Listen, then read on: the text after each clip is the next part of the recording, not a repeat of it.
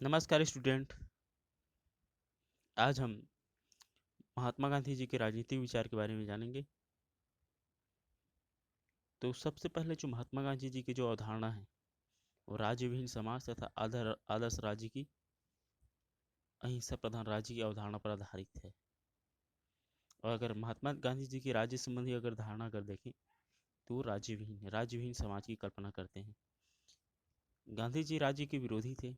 जिस तरीके से मार्क्सवादी और तथा अराजकतावादी के जिस तरीके से मार्क्सवादी और अराजकतावादी क्या करते थे, राज्य विहीन समाज की कल्पना करते थे या स्थापना करते थे, उसी प्रकार महात्मा गांधी जी भी दार्शनिक, नैतिक, ऐतिहासिक और आर्थिक कारणों के आधार पर राज्य का विरोध करते थे। अतः उनके सिद्धांत को दार्शनिक अराजकतावाद कहा जाता है। इसका मुख्य कारण यही रहा है क्योंकि महात्मा गांधी जी का मानना था, जिस तरीके से मार्क्स और बहुलवाद, हिगल भी क्या करते थे, मानते थे कि क्या है, राज्य एक आवश्यक बुराई है। राज्य आवश्यक बुराई है कहने का मतलब ये है कि अगर राज्य की स्थापना की जाए तो कभी भी क्या है, राज्य में निवास करने वाले व्यक्तियों का विकास सही तरीके से नहीं होगा। इसीलिए क्या होता है, जो उद्देश्य है, उद्देश्य क्या करता है, ज़्यादातर राज्य में निवास करने वाले जो व्यक्ति हैं, उद्देश्य उनका राज्य को विकसित बनाना है, राज्य की विकास हो जाता है या राज्य के उद्देश्य को पूरा होना हो जाता है। और राज्य की स्थापना में क्या होता है, कभी भी राज्य में निवास करने वाले व्यक्तियों की जो विकास है उस पर ध्यान नहीं दिया जाता। इसलिए उनका मानना था कि राज्य क्या करते हैं, एक बुराई के रूप में काम करता है। दार्शनिक आधार पर अगर देखें तो राज्य का विरोध करते हुए गांधी जी का विचार था कि राज्य की व्यक्ति के नैतिक विकास का मार्ग प्रशस्त नहीं करता। व्यक्ति का नैतिक विकास उनकी आंतरिक इच्छाओं एवं कामनाओं पर निर्भर रहता है, लेकिन राज्य संगठन शक्ति पर आधारित होती है। और संगठन शक्ति पर निर्धारित होने के कारण व्यक्ति केवल बाहरी कार्यों को ही प्रभावित कर सकता है। राज्य अनैतिक इसलिए है कि हमें सब कार्य करने से इच्छा से नहीं, वरन दंड के भय और कानून की शक्ति से बाधित करना चाहता है। गांधी जी के शब्दों में अगर देखें, कोई भी कार्य जब तक वह स्वेच्छा से न किया हो नैतिक नहीं कहा जा सकता। जब तक हम मशीनों की तरह व्यवहार करते हैं तब तक नीति का सवाल नहीं उठ सकता। यदि हम किसी कार्य को नैतिक कहना चाहते हैं तो यह आवश्यक है कि वह जानबूझ के कर्तव्य के रूप में किया जाए। और राज्य के विरोध में एक और कारण था, यह भी था कि हिंसा और पाशविक शक्ति का आधार माना जाता है कि जो राज्य होता है कितना भी अधिक लोकतंत्रात्मक क्यों न हो, मगर उसका आधार सेना और पुलिस के पाशविक बल पर है। गांधी जी अहिंसा के पुजारी थे और राज्य का विरोध इसलिए करते थे क्योंकि यहाँ पर हिंसा मूलक कार्य ही किए जाते थे। गांधी जी के शब्दों में अगर जाने तो राज्य हिंसा का संगठित एवं केंद्रित रूप है। व्यक्ति के भीतर आत्मा है, परंतु राज्य आत्मरहित मशीन है और उसे हिंसा से कभी भी बचाया नहीं जा सकता, क्योंकि उसकी उत्पत्ति ही हिंसा से हुई है। इसलिए उसे कभी भी हिंसा से बचाया नहीं जा सकता। राज्य का विरोध का तीसरा कारण ये भी माना जाता है कि इसके अधिकारों में निरंतर वृद्धि होना और इससे व्यक्तियों के विकास में बड़ी बाधा पहुंच रही है। गांधी जी ने एक बार तो यह भी कहा था कि मैं राज्य की सत्ता में वृद्धि को बहुत ही भय की दृष्टि से देखता हूँ, क्योंकि जाहिर तौर पर अगर देखें तो वह शोषण को कम से कम करके लाभ पहुंचाती है, परंतु मनुष्यों को, उसी व्यक्ति को नष्ट करके वह मानव जाति को अधिकतम हानि पहुंचाने का काम करती है। इसी सब कारणों से उन्होंने क्या किया है, इसी सब कारणों से उन्होंने राज्य का विरोध करना उचित समझा और माना कि इन सभी कारणों का जितने भी विवाद उत्पन्न होता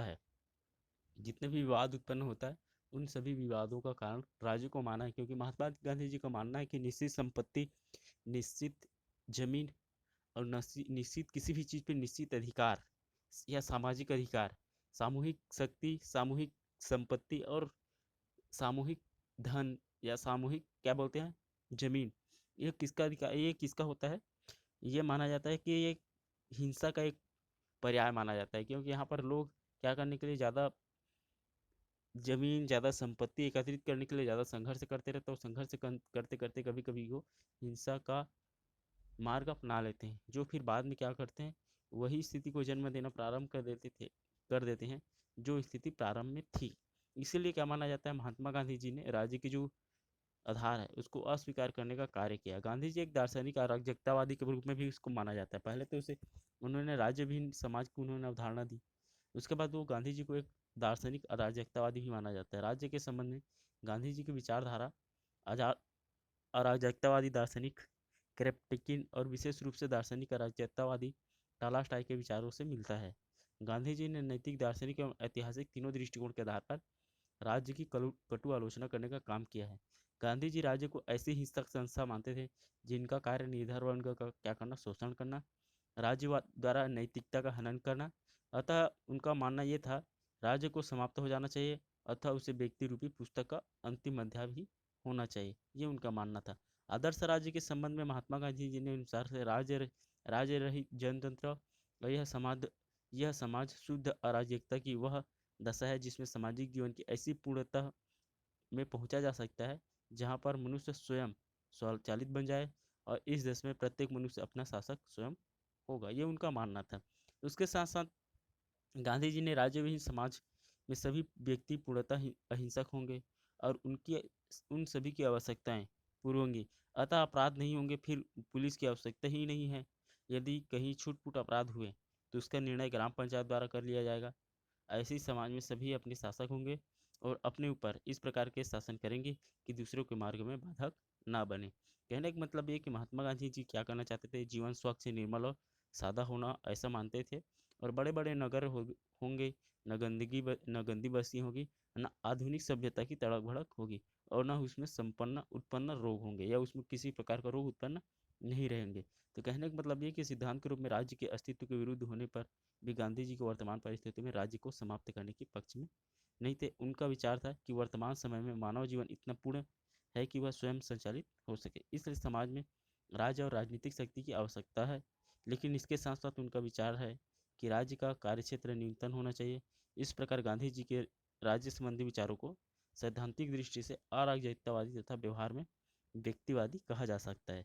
किंतु गांधी जी न तो क्रॉपटाइन और न ही बाकुनिन की तरह हिंसा के आधार पर राज्य को समाप्त करना चाहते थे, और न ही व्यक्तिवाद वह पक वह पाश्चात्य व्यक्तिवाद और जिसका परिणाम पूंजीवाद अर्थव्यवस्था की स्थापना होती थी, इन दोनों को स्वीकार करने का कार्य करते थे। मगर फिर भी मानते थे कि एक राज्य एक आवश्यक बुराई है। अगर इसको स्वीकार करते हैं तो हमें क्या करना पड़ेगा, कुछ निश्चित कुछ निश्चित नियम है, कुछ निश्चित सुझावों को अपनाना पड़ेगा, जिसमें महात्मा गांधी ने राज्य विहीन समाज को बेहतर करने के बारे में, उन्होंने राज्य को एक आवश्यक बुराई मानते हुए, स्वीकार करते हुए उन्होंने इसके प्रभाव एवं शक्ति को न्यूनतम करने का प्रयत्न किया। उनका मानना था कि अगर राज्य को अगर स्वीकार करते हैं तो उसके लिए कुछ हमें उपाय मानना चाहिए ताकि हम बेहतर व्यवस्था को बेहतर कर सकें। तो सबसे पहला उनका मानना था कि राज्य की जो सत्ता है वो विकेंद्रीकरण होना चाहिए। गांधी जी के अनुसार से सर्वाधिक महत्वपूर्ण सुझाव राजनीतिक क्षेत्र में सत्ता का विकेंद्रीकरण के दिया, और राजनीतिक क्षेत्र में सत्ता का विकेंद्रीकरण से उनका अभिप्राय यह था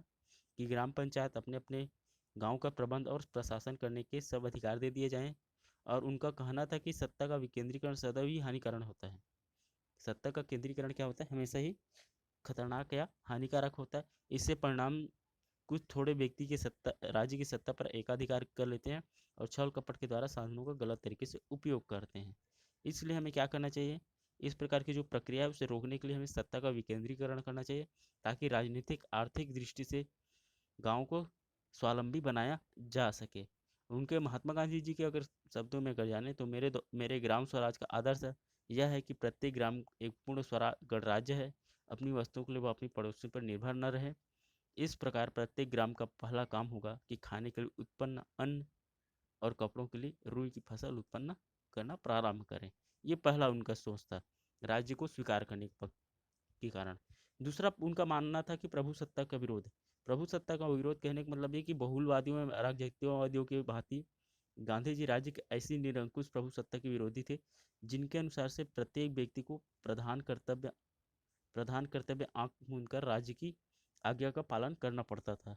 इसके विपरीत गांधी जी विशुद्ध नैतिक सत्ता पर आधारित जनता की प्रभु सत्ता में विश्वास रखते थे। वे नैतिकता का विरोध करने वाले सभी कानूनों का प्रतिरोध करने वाले व्यक्तियों का अधिकार नहीं प्रदान करते, अपितु उनका यह कर्तव्य समझते थे कि उसके अनुसार से सच्चे लोकतंत्र की स्थापना के लिए ऐसी व्यवस्था आवश्यक है, किंतु इसमें उत्पन्न होने वाले अराजकता के दोष को कम करने के लिए उन्होंने राजकीय कानूनों की अवहेलना को अहिंसात्मक एवं सविनय बताया तथा सत्याग्रह के लिए बड़ी शर्तें रखी, जिसमें अराजकता और उच्च श्रृंखलता की जो प्रवृत्ति है उसमें मात्रा में बड़ी परिवर्तन या उसमें नियंत्रण रखा जा सके। कहने का मतलब एक उनका मानना है कि किसी भी व्यक्ति पर किसी दूसरे का या राज्य का हो या किसी दूसरे का नियंत्रण नहीं होना चाहिए। गांव या समाज में रहने वाले जो प्रत्येक व्यक्ति है उसको अपनी जीवन व्यवस्था को सुधारने के लिए या अपने तरीके से अपनी विकास करने के लिए छूट दे देनी चाहिए, तभी वो क्या कर सकता है, अपना विचार बेहतर तरीके से रख सकता है। उसके बाद आता है तीसरा, उसके जो सुझाव थे राज्य को, उसमें राज्य का न्यूनतम कार्य क्षेत्र। उनका मानना था कि राज्य की सत्ता बुराइयों को दूर करने के लिए गांधी जी का सुझाव था कि राज्य का जो कार्य क्षेत्र है वो न्यूनतम होना चाहिए, कम से कम होना चाहिए। उसके द्वारा व्यक्ति के जीवन को कम से कम हस्तक्षेप हो।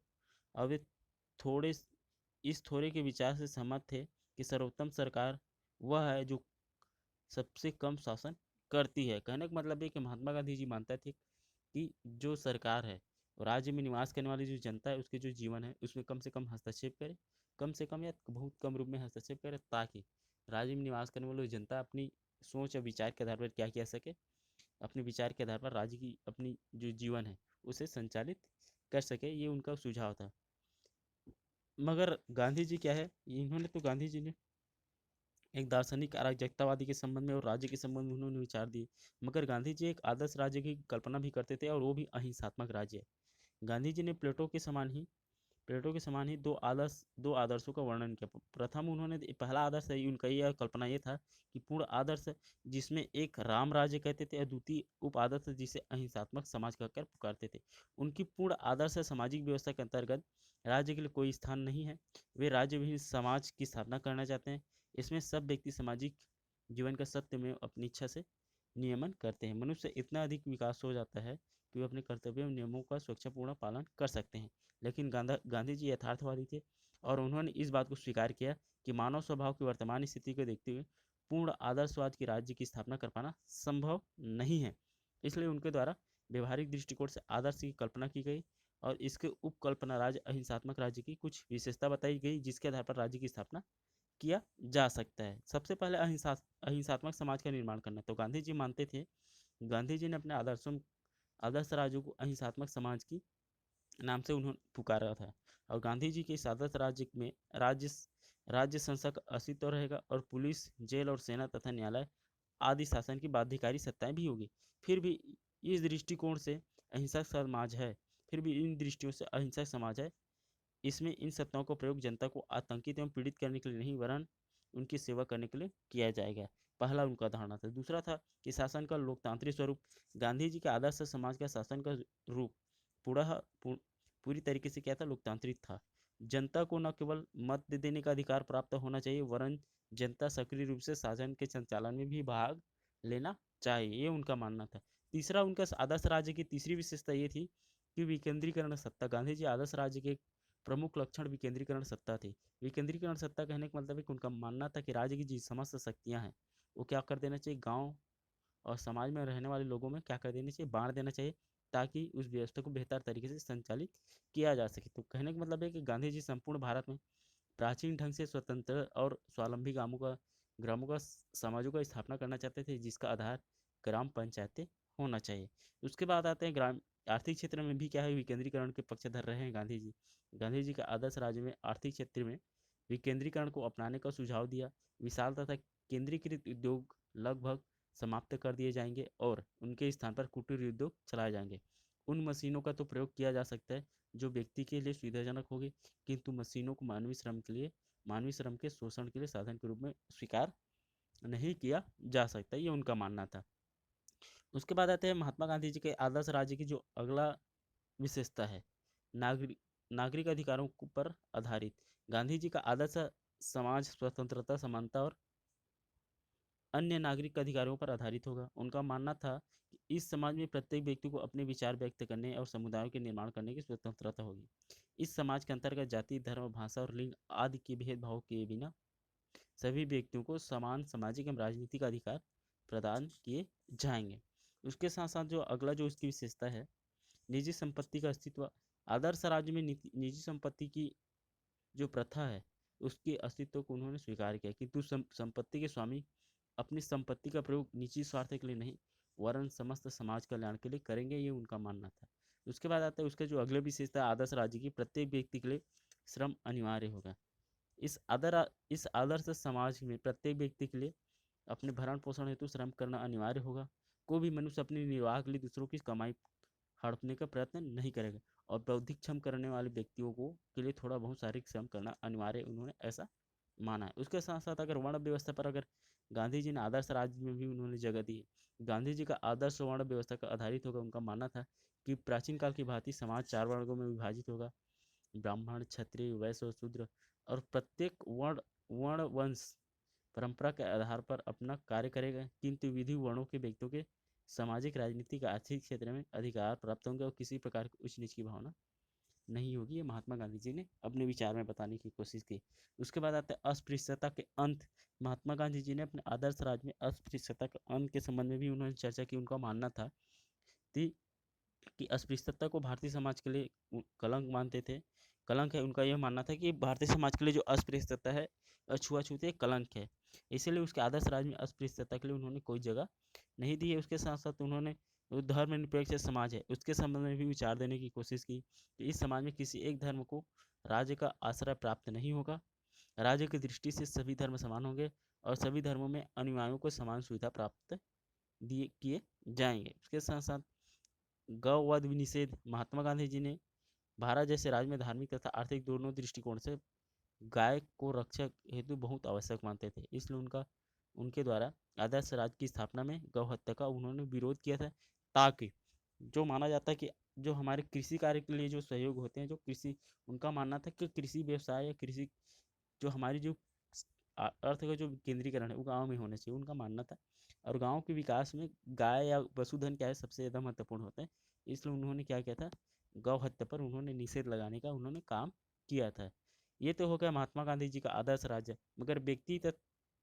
मगर ये तो हो गया महात्मा गांधी द्वारा जो आदर्श राज्य की कल्पना जो उन्होंने किया था, एक ऐसी व्यवस्था का निर्माण किया जाना चाहिए जिसमें कौन कौन सी सुविधाएं और कौन कौन सी चीज़ें होनी चाहिए।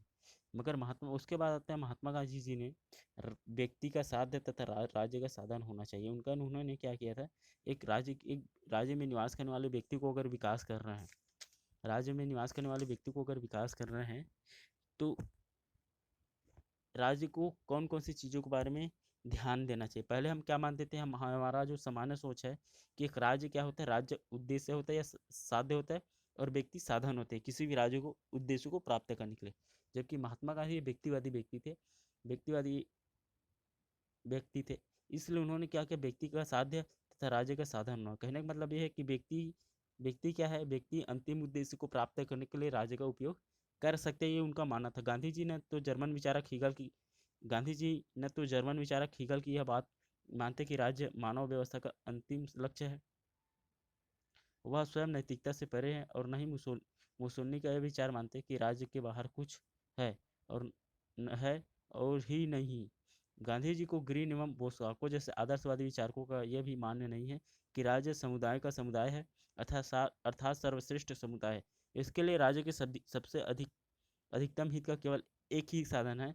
गांधी जी ये मानते थे कि राज्य अपने आप में कोई साध्य नहीं है, अपितु व्यक्ति का जीवन के प्रत्येक क्षेत्र में अपनी परिस्थितियों को उत्कृष्ट बनाने के सहायता देने का साधन है। कहने का मतलब ये कि महात्मा गांधी आज वर्तमान समय में विश्व के सभी देश यहाँ पर क्या मानते हैं, राज्य को उद्देश्य मानते हैं और व्यक्ति को साधन मानते हैं। व्यक्ति के माध्यम से क्या करता है, राज्य अपने उद्देश्यों को प्राप्त करने का काम करते हैं। जबकि महात्मा गांधी जी का मानना था कि जो जो राज्य है, जो व्यक्ति है वो उद्देश्य है और राज्य क्या है, साधन है। व्यक्ति क्या करता है, राज्य के माध्यम से अपने उद्देश्यों को पूरा करने का काम करता है। ये महात्मा गांधी जी का मानना है और उनका मानना था कि ज़्यादा से ज़्यादा लोगों को राज्य के माध्यम से अपने उद्देश्यों को पूरा करना चाहिए, ना कि व्यक्तियों के माध्यम से राज्य को। उसके साथ साथ महात्मा गांधी जी ने अधिकार और कर्तव्य के संबंध में भी अपनी विचार देने की कोशिश की। तो गांधी जी वादी दर्शन में मानव अधिकार और कर्तव्य का भी प्रतिपादन किया गया। उसका विचार था कि भारत के प्रत्येक व्यक्ति को विचार और अभिव्यक्ति की स्वतंत्रता, संगठन और स्वतंत्रता व धर्म और अंतःकरण की स्वतंत्रता प्राप्त होनी चाहिए। अल्प अल्प अल्पमतों को अपनी संस्कृति, भाषा और लिपि का अधिकार प्राप्त होना चाहिए। जाति और लिंग भेद के बिना व्यक्तियों को कानून के समक्ष समान समझा जाना चाहिए। और गांधी जी का मानना था कि मानव अधिकारों की अपनी एक सूची में नवीन वातावरण परिस्थितियों के अनुसार से क्या होना चाहिए, परिवर्तन के लिए तैयार रहना चाहिए। मानवाधिकार की इस प्रकार की सूची को देखते हुए गांधी जी दर्शन अधिकारों अधिकारों की अपेक्षा कर्तव्यों पर अधिक बल देते हैं। गांधी जी के अनुसार से कर्तव्य पालन का अधिकार ही सर्वोच्च अधिकार है। कर्तव्य पालन के बिना किसी प्रकार के अधिकार की कल्पना नहीं की जा सकती। वास्तव में कर्तव्य पालन से ही अधिकारों की प्राप्ति होती है और स्वयं गांधी जी के शब्दों में अधिकारों का वास्तविक स्रोत कर्तव्य है। यदि हम कर्तव्यों को पालन करें तो अधिकार हमसे दूर नहीं रह जाएगा। इसलिए हमें क्या करना चाहिए, कर्तव्यों को अधिक अधूरा छोड़कर अधिकारों के पीछे दौड़े तो हम अधिकार हमसे मृग तृष्णा के समान दूर होते जाएंगे। और आगे लिखते हैं कि हम कर्म कर्तव्य और फल अधिकार है, इसलिए हमेशा जो मनुष्य है उसे पहले कर्तव्य को करते रहना चाहिए, उसके बाद क्या करना चाहिए, अधिकारों की इच्छा रखना चाहिए।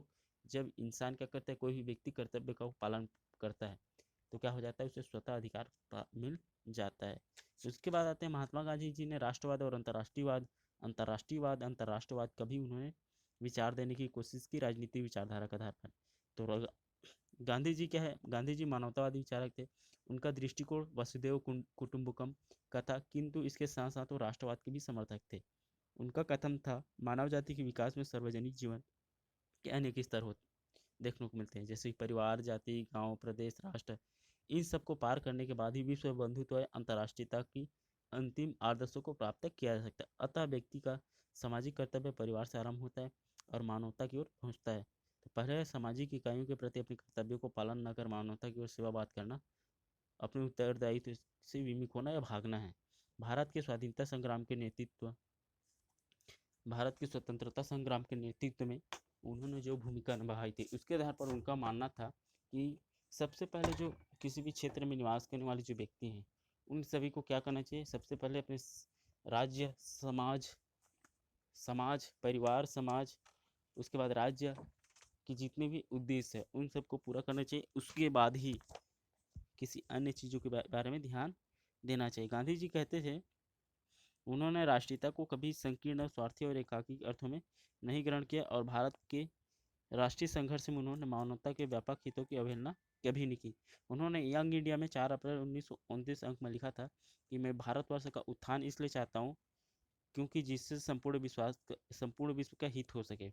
मैं भारतवर्ष का उत्थान दूसरे राष्ट्रों के विनाश पर नहीं चाहता। मैं उस राष्ट्रभक्त की निंदा करता हूँ जो हमें दूसरे राष्ट्रों को शोषण तथा मुसीबतों से लाभ उठाने के लिए उत्साहित करती है। इसके अतिरिक्त गांधी जी ने स्वावलंबी और अधीन इकाइयों के समर्थक होते हुए भी अंतर्राष्ट्रीय क्षेत्र में आत्मनिर्भरता को परम आवश्यक माना है। वे चाहते थे कि विश्व के सभी राष्ट्र आत्मनिर्भर की आत्मसात नीति को छोड़कर अंतर्निर्भरता रहते हुए विश्व संघ की स्थापना करें। और गांधी जी की कल्पना का विश्व अंतर्राष्ट्रीय शांति, सहयोग और मित्रता का विश्व था।